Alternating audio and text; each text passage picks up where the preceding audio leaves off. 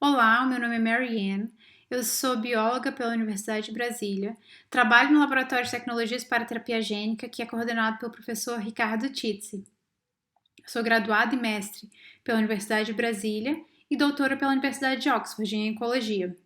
Eu vou apresentar para vocês hoje alguns conceitos básicos sobre a biologia do coronavírus SARS-CoV-2.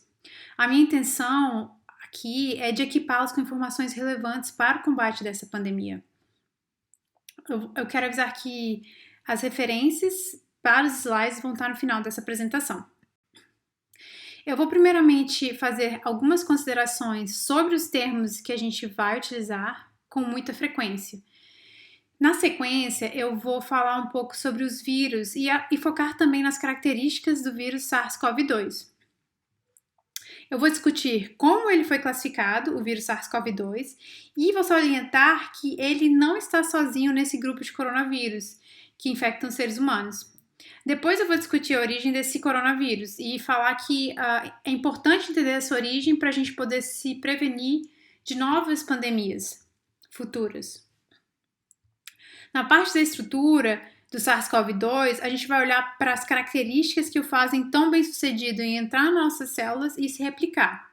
Eu vou finalizar essa aula falando o genoma desse vírus está mudando e depois eu vou abordar qual é a implicação dessas mudanças. Vamos começar definindo esses termos, né? As siglas que estão na primeira coluna dessa tabela, vocês já devem ter visto algumas vezes. Na segunda coluna são os termos, né, que originaram essas siglas, e na terceira são as instituições responsáveis para cunhar essas siglas e esses termos. O primeiro termo, que é 2019 nCoV, foi o nome dado ao vírus temporariamente pela Organização Mundial de Saúde.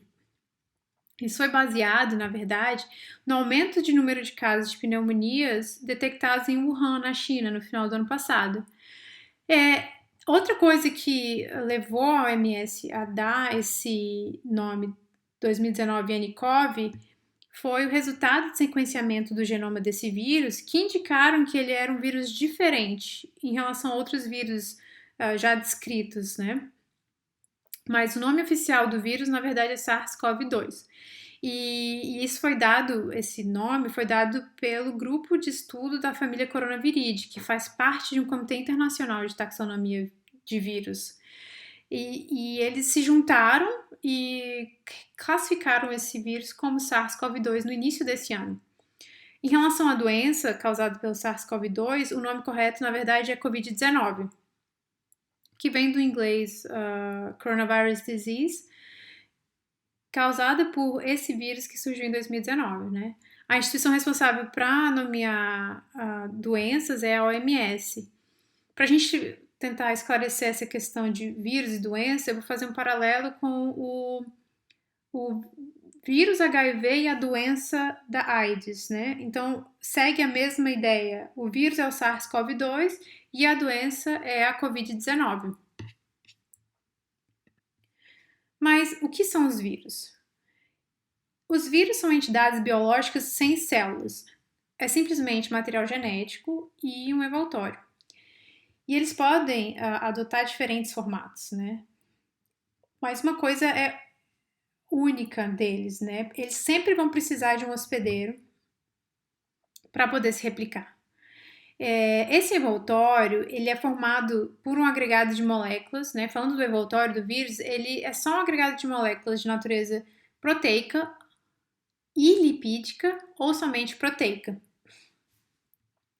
Um outro nome dado para essa unidade de material genético e envoltório é virion. Vocês podem encontrar isso com bastante frequência. E aqui estão representados alguns que a gente já conhece no nosso dia a dia. Eu vou chamar a atenção, por exemplo, para o vírus da herpes, esse primeiro aqui. Esse vírus, ele é muito eficaz em infectar as nossas células. E às vezes ele está presente no nosso corpo e a gente nem percebe, né? Isso é bem interessante. Também temos aqui um outro exemplo no extremo, que é em amarelo, que é o vírus do HIV. Esse vírus, diferente, né, de outros vírus que a gente sabe como se proteger ou tem medicamento. No caso do vírus do HIV, apesar de tantas pesquisas, a gente não tem vacina ou cura para ele, infelizmente. Uma outra característica importante dos vírus é que eles são a entidade biológica mais abundante do planeta. Para a gente ter uma ideia dessa abundância, se a gente comparar com todas as outras formas de vida, é estimado que eles ultrapassem pelo menos 10 vezes todas as outras formas de vida. Eles estão aqui representados, né? Eu coloquei aqui a representação de outras formas de vida, que são elas também, todas elas, possíveis hospedeiros dos vírus. Ou seja, os vírus podem infectar e ser patógenos de bactérias, de fungos, plantas, animais, mosquitos. E é estimado, na verdade, que existam cerca de 1 milhão de vírus que infectam mamíferos, assim como nós somos mamíferos, e dessa cifra, 500 mil, né, a metade, poderiam ser vírus patogênicos. O mais impressionante sobre os vírus é que eles são extremamente simples e econômicos com seu material genético. Esse gráfico aqui, ele está comparando a quantidade de material genético encontrados nos seres vivos com bactérias, fungos, plantas, animais, mamíferos como a gente. A do vírus é essa primeira barrinha aqui em vermelho, né? E dá para perceber que o genoma do vírus é muito compacto, até cerca de 1 milhão de vezes menor do que o genoma da sua célula hospedeira. Mas, mesmo assim, esse genoma do vírus, né, nesse genoma do vírus estão contidas todas as informações genéticas necessárias para programar as células hospedeiras e atingir o seu objetivo final, que é replicar. Eu vou trazer o exemplo agora do vírus da gripe. Esse vírus, né, o vírus da gripe, né, o influenza A, ele tem somente 13.500 pares de base. E somente codifica 7 genes. E é interessante chamar a atenção que esse vírus sozinho, ano passado, infectou 48 milhões de pessoas e matou centenas de milhares. Se a gente for comparar o nosso genoma com o genoma dos vírus, né, a gente tem 3 bilhões de base, 20 mil genes, nós somos muito mais complexos. E mesmo assim, na maioria das vezes, a gente não consegue se defender eficazmente contra esses patógenos. No caso do SARS-CoV-2, ele também é extremamente pequeno, ele tem 30 mil pares de base. Mas isso é o suficiente para causar todo esse estrago que a gente está enfrentando agora, né? Como era de se esperar, o SARS-CoV-2 ele não é só pequeno em termos do seu genoma, né? Ele também é muito, muito pequeno. Ele tem um diâmetro de aproximadamente 150 nanômetros. E por isso, ele não pode ser observado a olho nu ou mesmo com microscópios convencionais. Para se identificar e compreender esses agentes, é importante olhar para o genoma e genes desses vírus. Desta forma, né, utilizando ferramentas de biologia molecular, a gente consegue entender eles muito mais. E por isso que vale a pena entender essas ferramentas e vale a pena a gente discutir nesse curso, né? Como a gente está fazendo. Quando essas ferramentas são utilizadas para entender mais os vírus, fica claro que o genoma desses vírus é extremamente diverso. O genoma desse vírus, eles podem ser tanto de DNA como RNA ou os dois. No caso do SARS-CoV-2, o genoma dele é composto de RNA. E essa informação vai determinar características da biologia do vírus e também da interação dele com as nossas células. Essa características do genoma do SARS-CoV-2, né, vai nos ajudar também na classificação dele. Os vírus são tão diversos, né, que eles têm uma classificação própria. Ele segue o sistema de classificação das outras entidades biológicas, indo de reino a espécie, sendo que reino é o nível hierárquico mais alto, ou seja, que tem mais divergência. Já a espécie Tá lá no outro lado do espectro, né? E é o nível hierárquico com menor divergência, menor diversidade. Menor divergência. Essas classificações nos ajudam a entender novos vírus que surgem, como o SARS-CoV-2. E também nos ajudam a predizer certas características biológicas que outros vírus que a gente já conhece, que já são descritas para outros vírus. Então, por meio dessa classificação, a gente sabe que ele é parecido com certos vírus, então a gente já sabe o que esperar. Os vírus de RNA foram recentemente unificados no reino Riboviria. Esse reino ele é separado em 2 reinados, sendo o mais importante para a gente hoje é o ortonovírus. Esse reinado ele é caracterizado por vírus que apresentam em seu genoma a sequência da enzima chamada RNA polimerase RNA dependente, que é o RDRP. Dentro desse reinado tem a família Coronaviridae, que é caracterizado por vírus de RNA fita simples, de sentido positivo e que apresentam um envelope. Os coronavírus que são patógenos de seres humanos são do gênero beta-coronavírus e alfa-coronavírus dentro da família Coronaviridae. Esses coronavírus que eu trouxe aqui, descrevi aqui para vocês, eles causam doenças no trato superior, mas são doenças muito leves e elas são contabilizadas como resfriado comum, né? Então esses 4 vírus eles são considerados vírus que causam resfriado comum.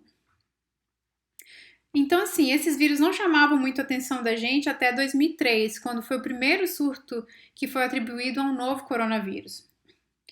Esse vírus, né, que é o SARS-CoV, ele foi causador da síndrome respiratória aguda grave e chegou à taxa de mortalidade de 10% em 2012. Um segundo vírus da família coronavírus causou um surto, que foi o surto da síndrome respiratória do Oriente Médio, que é o MERS-CoV.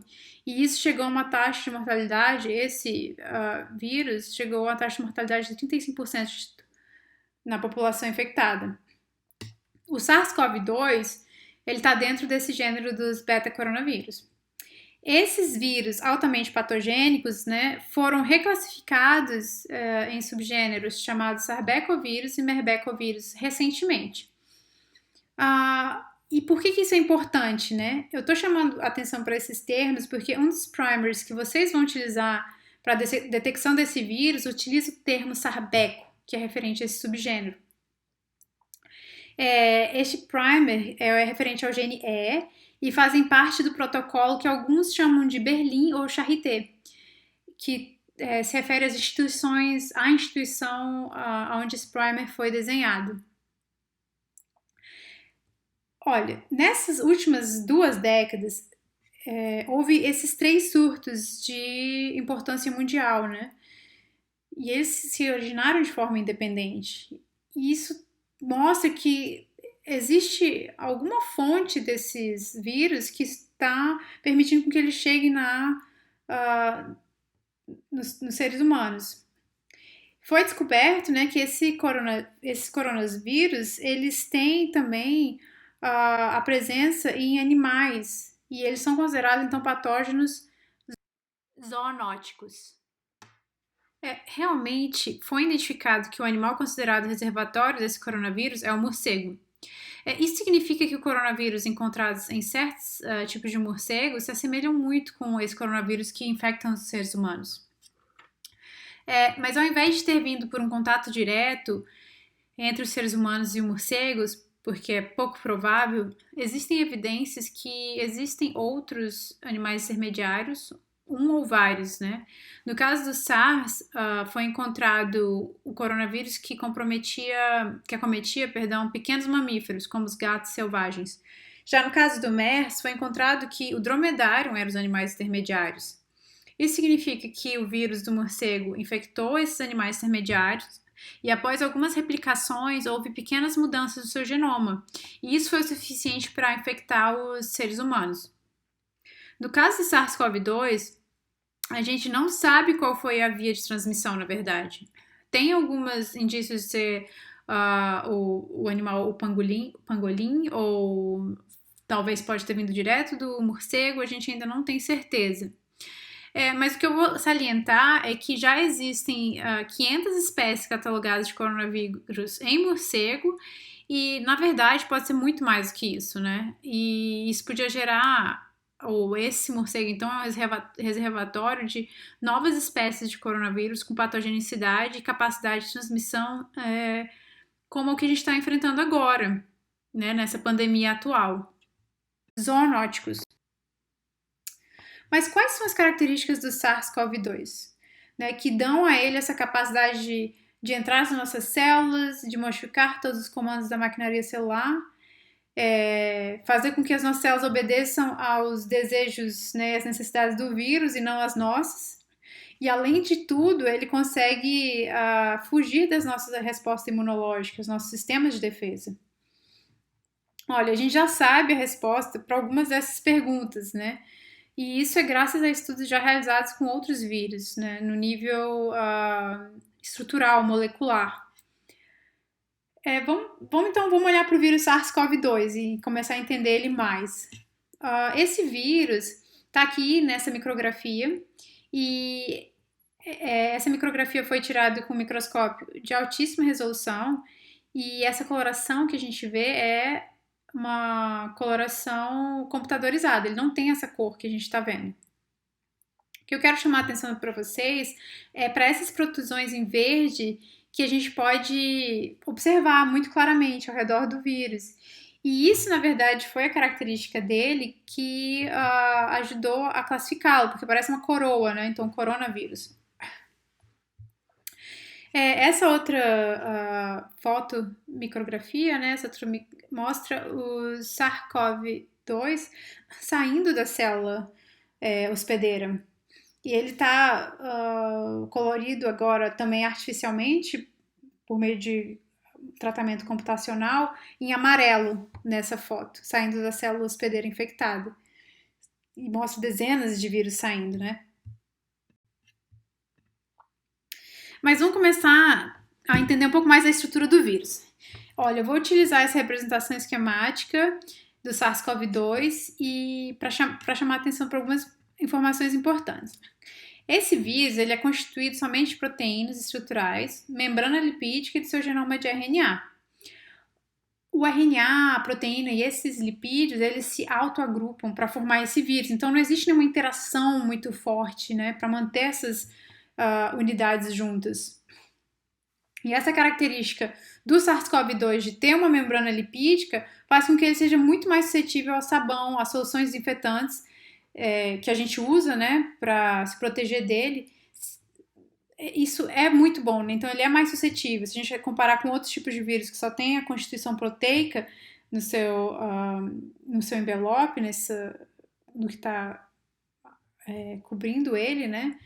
A gente teria muito mais dificuldade de se livrar desse vírus. Em relação ao seu material genômico, ele é constituído de RNA, de fita simples, de sentido positivo, ou seja, esse RNA ele está de forma helicoidal e está associado a umas proteínas chamadas proteínas do nucleocapsídeo, que estão aqui em azul. Dessa forma, esse genoma está um pouco mais protegido contra a degradação. Isso é uma característica importante. Em relação ao envelope lipídico, né, ele deriva das células hospedeiras e ele tem diferentes proteínas estruturais. Eu coloquei aqui uma das proteínas estruturais, a proteína de envelope. E esse envelope lipídico ele serve tanto para proteção, também para disseminação e invasão das células hospedeiras. Uma coisa importante também, outra característica importante é que tem a proteína de matriz e também a proteína spike. A proteína envelope, eu vou voltar para falar dela, ela apresenta um papel muito importante na montagem e também ela é muito relevante para o brotamento do vírus, através da membrana das células hospedeiras. Já a proteína de matriz está inserida no envelope lipídico e ela interage com as proteínas do núcleo capsídeo, dando um pouco mais de unidade para a partícula viral. A glicoproteína da superfície spike, ela é muito importante, né? Ela desempenha um papel essencial na interação com receptores das nossas células e também ela determina o tropismo do vírus. Quando eu falo tropismo, eu estou me referindo à propensão desse vírus de infectar determinadas células e tecidos do organismo hospedeiro. Mas vamos olhar com mais cuidado agora sobre o processo de entrada do vírus do SARS-CoV-2 nas nossas células. Esse processo é chamado de adsorção e penetração do vírus. A proteína spike do SARS-CoV-2 ela reconhece um receptor da membrana celular nossa. Quando eu falo receptor, eu estou me referindo a uma proteína presente na superfície das nossas células, que tem uma função fisiológica já estabelecida. E o vírus se usa dessas proteínas já presentes para entrar e infectar as nossas células. No caso do SARS-CoV-2, foi descoberto que esse receptor, né, é a enzima conversora da angiotensina 2. Essa é uma proteína de superfície que está presente em diversas células do nosso corpo, né, do nosso epitélio, inclusive no epitélio respiratório. Essa proteína, enzima conversora da angiotensina 2, ela tem a capacidade de regular a pressão arterial, mas é interessante, eu vou chamar a atenção para vocês, que ela não é o único fator necessário para a entrada do vírus nas nossas células.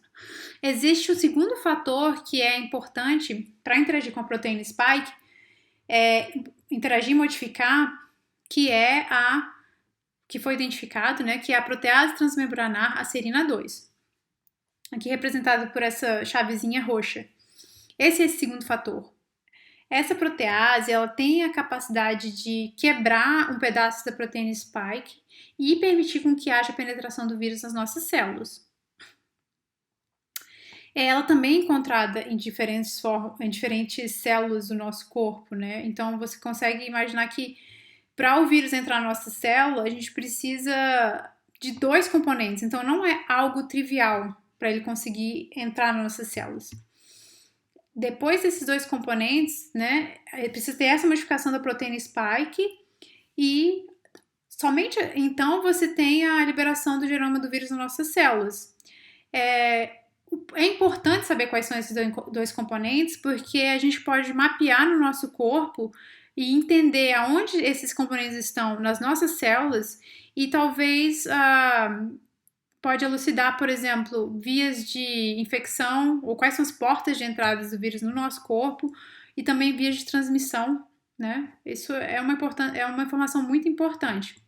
Mas, gente, agora que o vírus entrou na nossa célula e liberou o nosso genoma, quais são os próximos eventos? Para a gente entender os próximos acontecimentos que ocorrem dentro da célula, a gente precisa de olhar de forma mais detalhada para o genoma do SARS-CoV-2. Lembrando que esse vírus ele tem um genoma de RNA, fita simples, de sentido positivo. Ou seja, esse genoma ele tem todas as características necessárias para ser reconhecido diretamente pelos nossos ribossomos, que são as nossas fábricas de produção de proteína. Assim que o vírus entra na nossa célula, existe uma interação do genoma dele com esses ribossomos. Essas interações acontecem em locais específicos do genoma do vírus.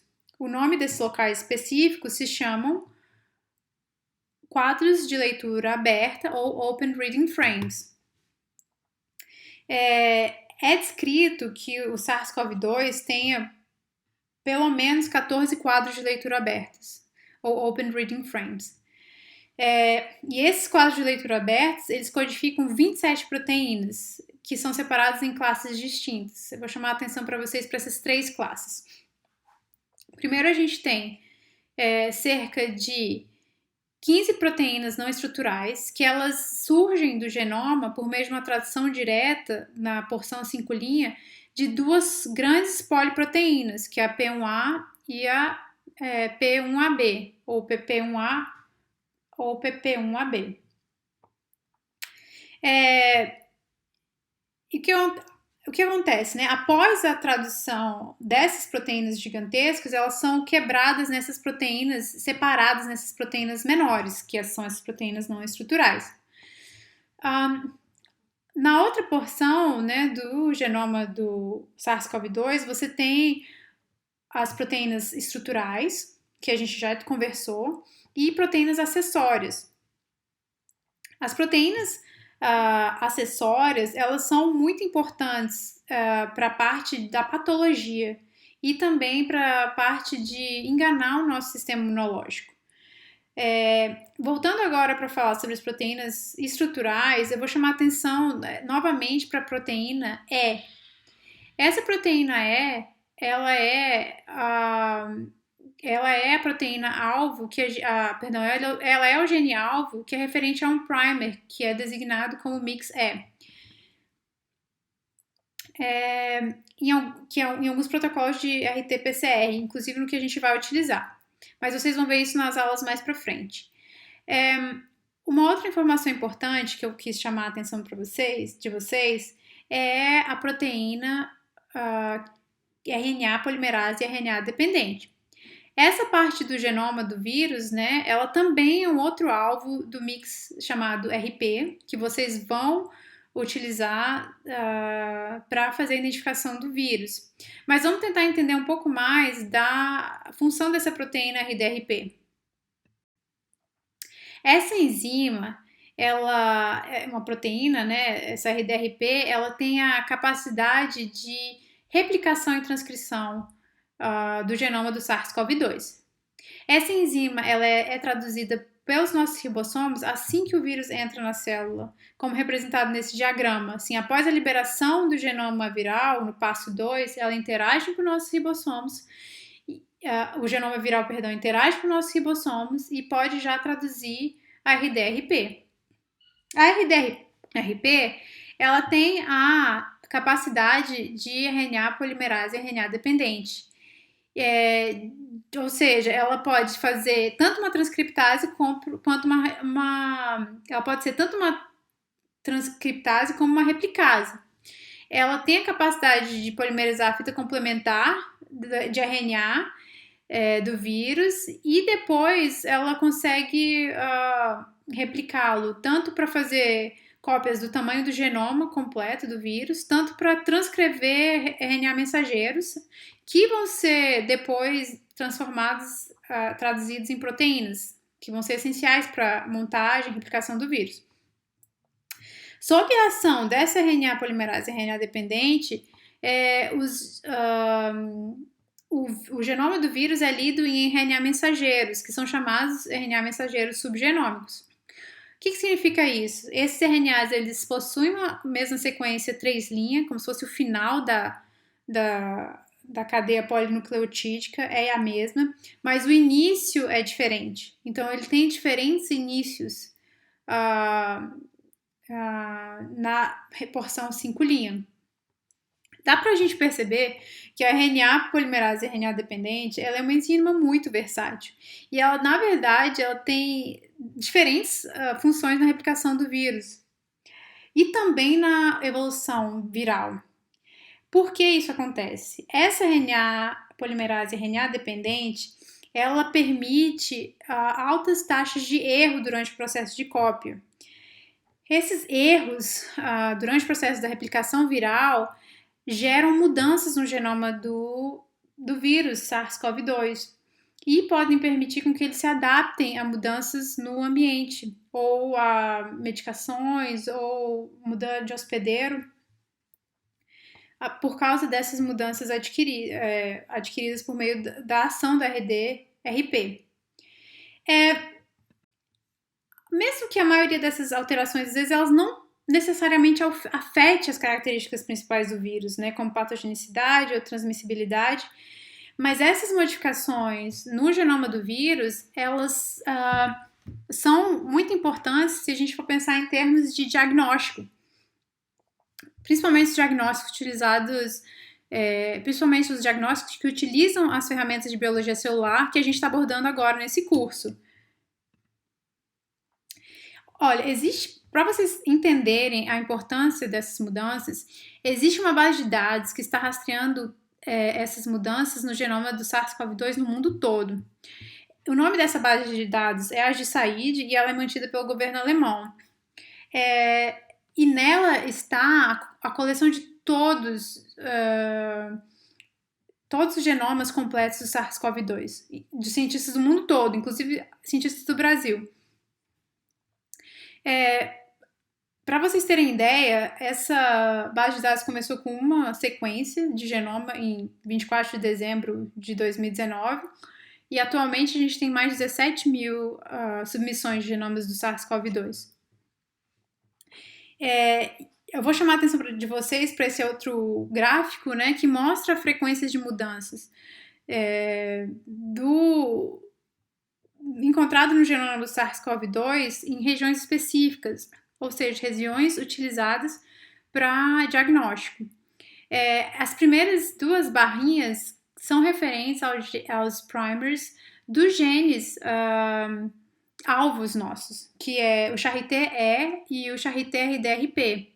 Charité, lembrando novamente, que é relacionado à instituição que desenhou esses primers, que está localizado na Alemanha. O que significa isso, né? Essas barrinhas pequenas, 0,22, 0,26? Mostra que esses primers dessas regiões de interesse, elas estão tendo poucas modificações. Isso indica a probabilidade muito grande que os primers desenhados eles vão ter uma grande sensibilidade para a detecção de SARS-CoV-2. Se a gente comparar com outros primers, já aqui à direita, né, você vê que alguns genes já estão modificando muito, né, algumas formações genéticas já estão modificando muito e talvez não sejam mais tão boas para identificação do SARS-CoV-2, uma forma de diagnóstico. Tá, bom, mas voltando agora para a replicação do vírus SARS-CoV-2. Após a síntese de todo o genoma, né, acontece a montagem do vírus, né? Isso acontece dentro de compartimentos das nossas células. E por isso o envelope do vírus, a gente pode afirmar, ele é feito das nossas próprias células. Então, assim, depois da formação do vírus, né, do genoma do vírus, tanto de outros RNAs subgenômicos, a tradução desses RNAs subgenômicos e, consequentemente, a interação a inserção dessas proteínas nas nossas membranas e montagem desse vírus nos nossos compartimentos celulares, esse vírus se torna maduro, ele consegue sair das nossas células, né? Ocorre o egresso desse vírus. E isso é interessante observar. Agora, olhando para essa micrografia, talvez a gente consiga entender um pouco mais como esse vírus SARS-CoV-2 saindo das nossas células, essas milhares e milhares de partículas virais, elas são os vírus montados saindo das nossas células. É interessante chamar a atenção que, por ele ser um vírus que tenha um envelope lipídico, ele não precisa lisar, ele não precisa quebrar as nossas células para ser liberado. Então, ele pode simplesmente se fundir interagir com as nossas próprias células, membranas das nossas próprias células e sair da gente, né, das nossas células hospedeiras. Bom, pessoal, o que a gente viu hoje? Que os vírus são extremamente simples, eles são diversos e que SARS-CoV-2 é um vírus de RNA. A gente viu também que existem outros integrantes da família coronaviridae que causam doenças em seres humanos.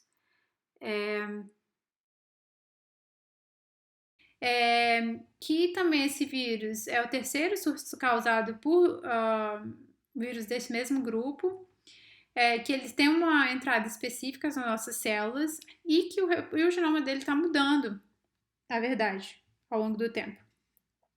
Queria agradecer vocês e qualquer pergunta que vocês tiverem sobre o tema, pode mandar para o laboratório, né, para o e-mail do laboratório.